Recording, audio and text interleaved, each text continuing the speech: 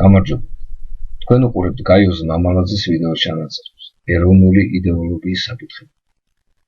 ისა ქუაძოის სადმე. ბავშვობის მერე მეგონა რომ ლეგენდების დრო აღარ არის ახლა. მეგონა რომ მითები აღარ იქნება.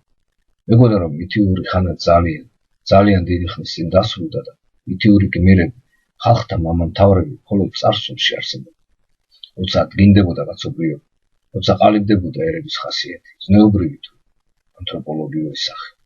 ფიქრობდი რომ მითიური მდგენები ხალხების ერების მამამთავრები დიდი ხნის წინ გამოაკავდნენ ცხოვრებას.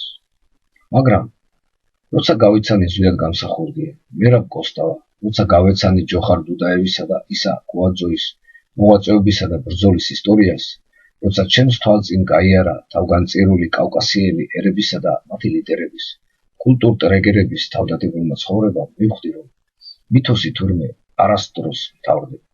მითიური პიროვნებები ყველა ეპოქაში შეიძლება იშვას და ამ პიროვნებებმა თანამედროვე ხანაშიც შეიძლება თავის ხალხის ახალი მდგენის მისიას შეასრულონ და ხელახალი ბიძგი მისცენ თავის ხალხს ახალი სიცოცხლისათვის.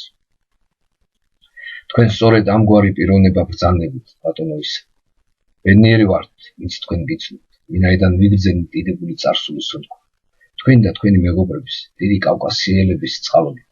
შევიცანით როგორი იყვნენ ხალხთა მამამთავრები, კავკასიის თავმდგენები, როგორც მორალური და ფსიქოლოგიური, ისე ანთროპოლოგიური თვალსაზრისით. და ამავე დროს დავწმუნდით, რომ კავკასიელი ხალხები, მათ შორის თქვენი ძვირფასი ინგუში ხალხი, თანამედროვე ეპოქაშიც ახალი ძალებით გაუდგება მომავლის გზას. თქვენ ახალი მდგენი ხართ ინგუში ხალხის მომავლისა, კავკასიის ხალხთა მომავლისა, თქვენს ძმადნაფიცებთან ერთად. თქვენს შესახებ ძველ ქართველ მემატიანის რომ ჩაეწერა ხალხში არსებული ლეგენდა, ალბათ ასეთი იქნებოდა დასაწყისი. ამბავი ქუაზოის ძისა, კავკასოსის ძისა, ძისათ არ გამოსისა, მამასახლისისა ინგუშთა, ძმისა ზვიადისა, მერაბისა და ჯოხარისა.